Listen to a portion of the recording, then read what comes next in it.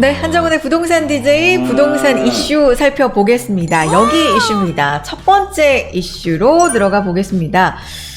미국 뉴욕 증시에 훈풍이 불면서 3대 지수가 반등세를 탔습니다. 물론 이건 뭐 하루하루 좀 변하는 거긴 한데 그래도 지난 5월 4일 이후에 석 달 만에 최고치를 기록을 하긴 했고요.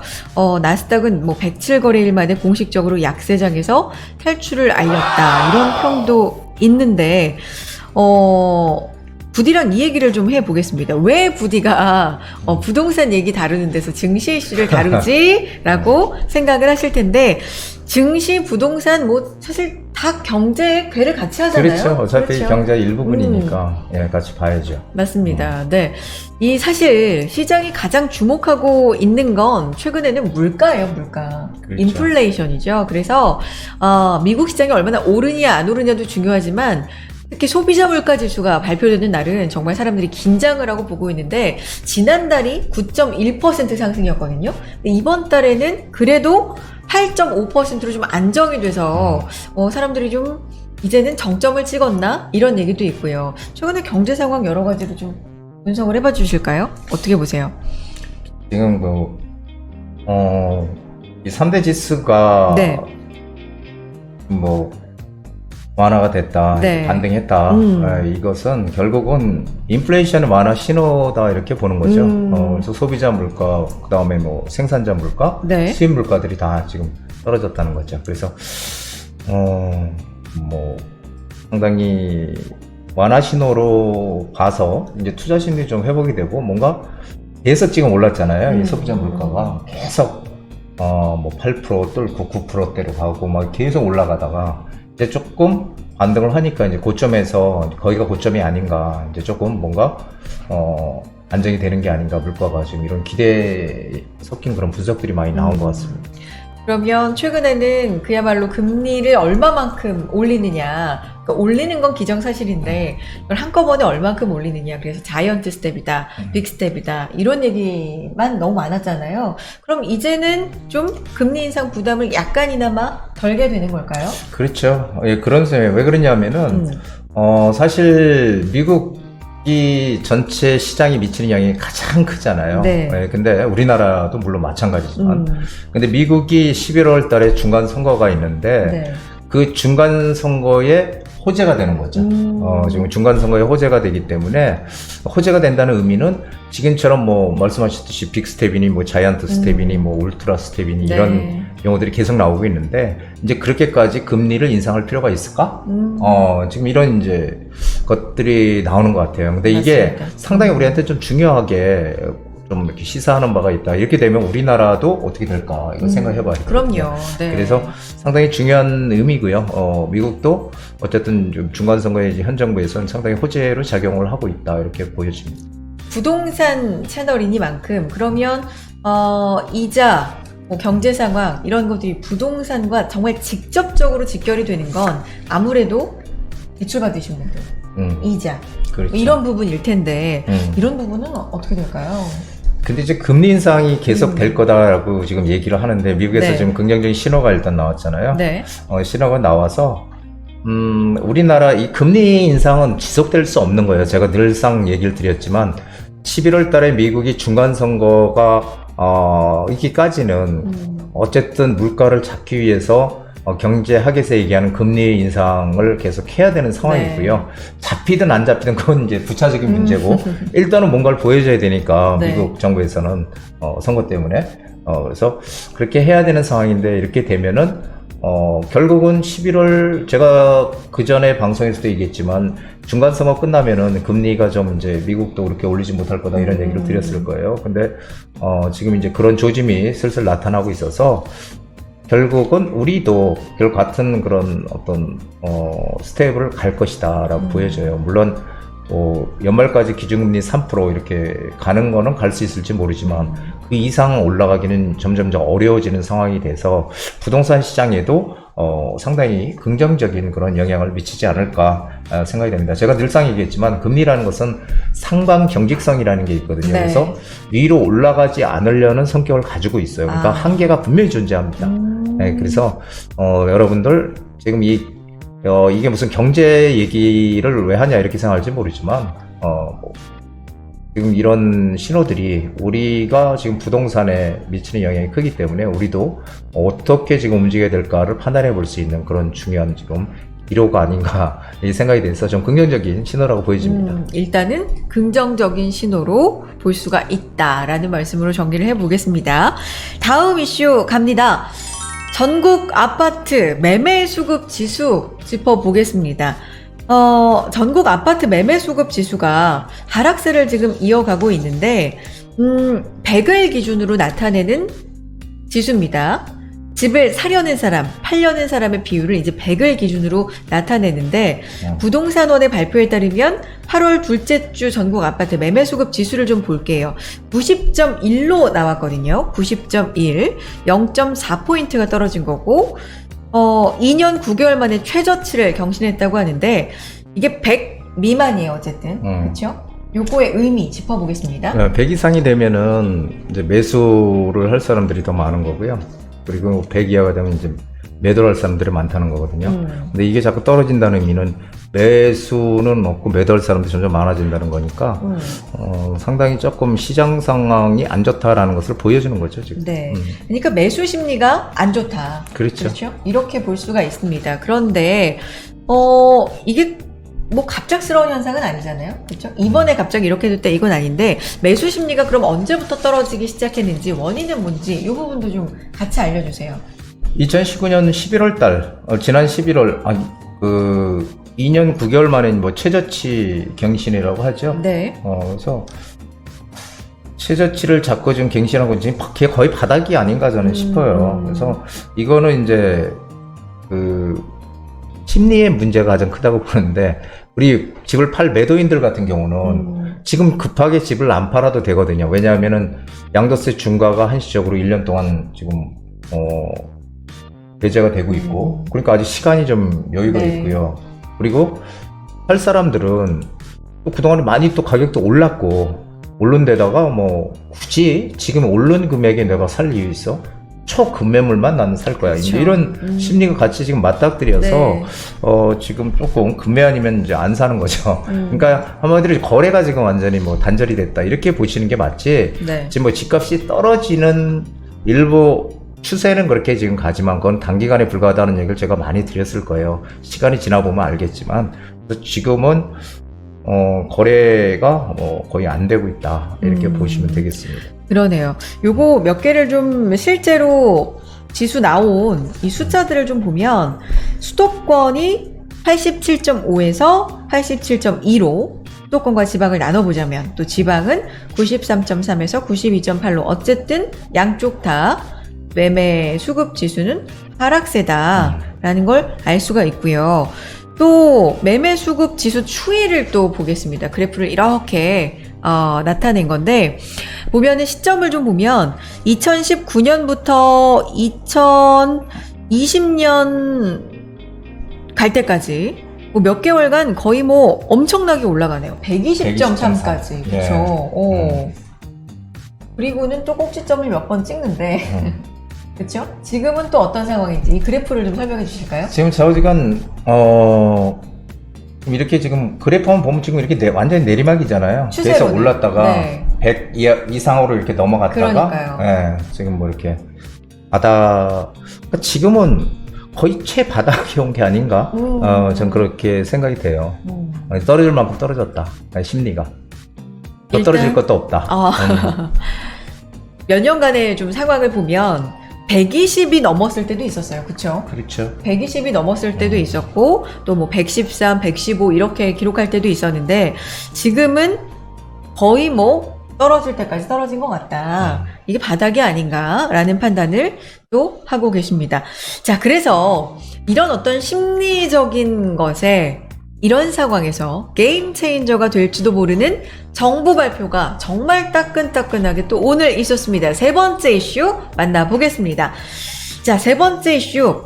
윤 정부 첫 주택 공급 대책 발표 250만 호 플러스 알파 얘기입니다.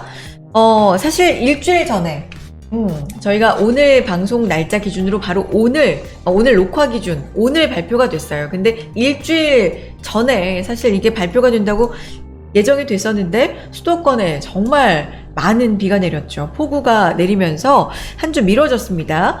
새 정부의 주택 공급 방안이 마침내 공개가 됐습니다. 사실 이번 정부 들어서 부동산 정책에 많은 관심이 모아졌기 때문에 관심과 기대 한 몸에 받고 있는 이 정책인데 어떻게 나왔고 또 어떻게 또 분석하고 계신지 부디와 함께 이야기를 나눠보겠습니다. 네, 대책이 일주일 늦게 나왔죠. 맞아요. 예, 일주일 늦게 나왔는데 이번에 나온 거 보면은 한마디로 여전히 이겁니다. 민간 재개발 재건축을 활성화해서 서울 등 수도권의 주택 공급 확대에 방점을 찍겠다. 네. 이게 이제 커다란 하나의 핵심입니다. 즉 여태까지 전 정부는 신도시 개발이나 이제 공공택지 이런 쪽으로 해서 수도권 외곽 중심의 이제 공급을 계획하고 했다면 현 정부는 반대로 외곽이 아닌 사람이 원하는 곳, 즉 이 도심, 수요가 밀집된 이 도심의 규제를 완화해서 주택 공급을 확대하는 한마디로 지난 정부와는 완전히 차별화되는 공급 패러다임의 전환이다. 이렇게 저는 생각합니다. 그래요. 그러면 조금 더 자세하게 이제 보기로 하고 전반적으로 결론부터 좀 낼까요?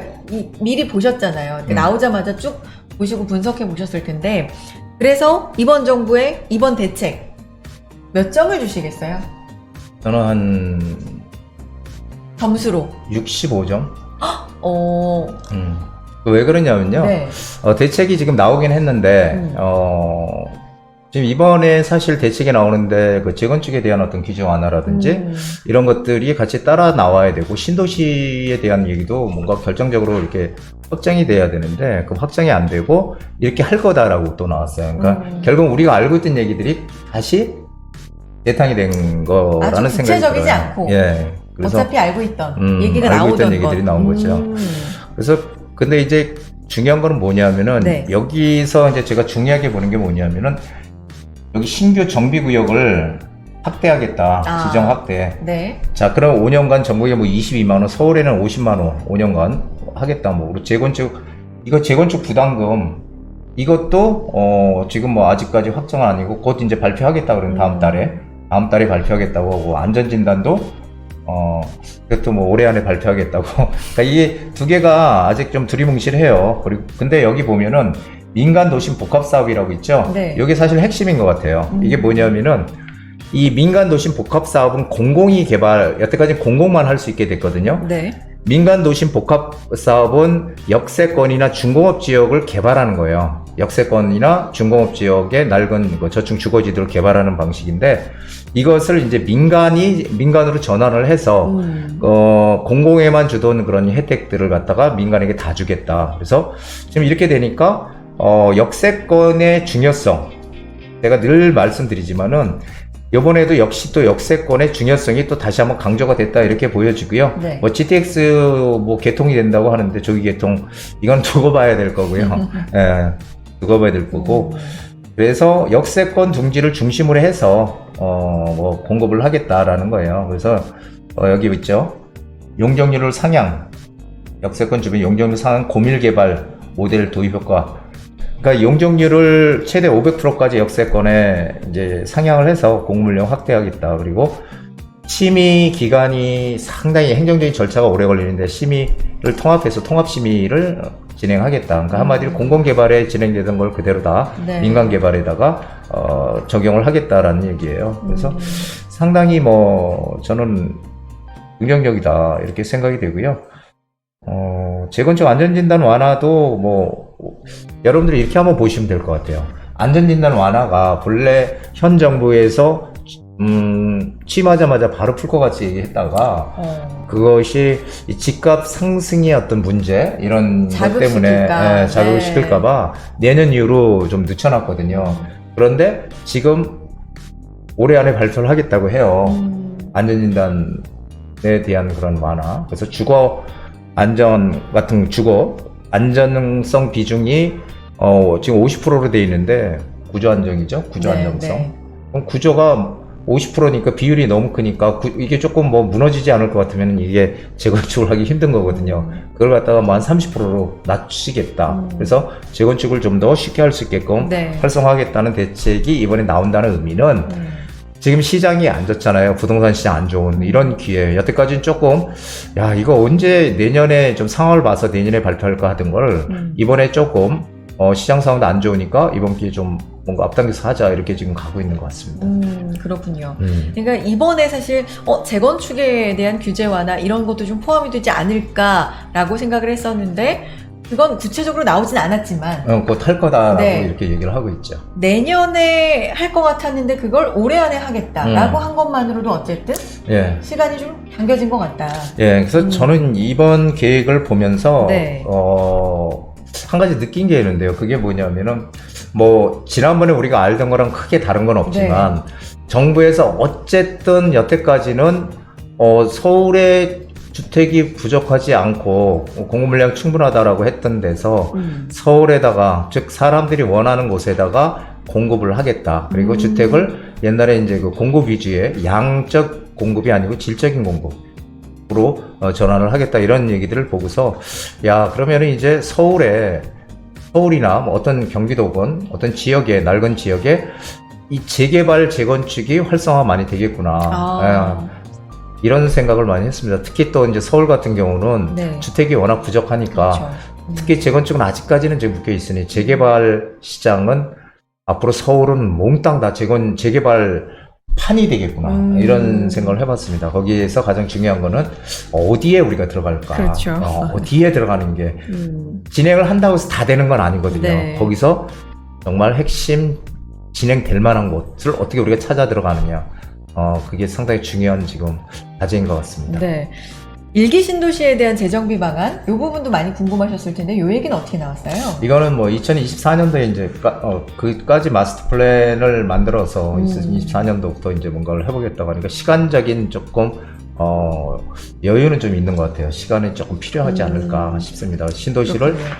기존 방식이 아니고 완전 새롭게 탈바꿈하는 그런 방식으로 만들겠다고 하니까 기대는 되는데 조금 시간이 조금 필요한 것 같습니다.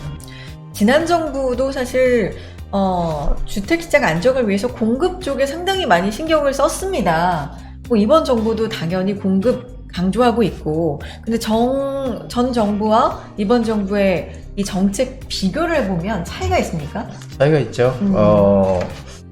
예전에도 제가 뭐 늘상 들었던 얘기지만은 네. 이 사람들이 네. 원하는 곳에다 주택 공급을 해줘야 되는 거거든요. 근데 나는 서울에서 직장을 다니는데 경기도에다가 주택을 공급하면은 이 생활권이 틀리잖아요. 네, 그게 문제였던 건데 네. 그래서 많은 전문가들이 그런 얘기를 저도 했고 많이 했습니다만 그게 이제 안 맥혔죠. 그래서 결국 이 지난 정부에서는 수요를 억제하는 정책을 폈어요.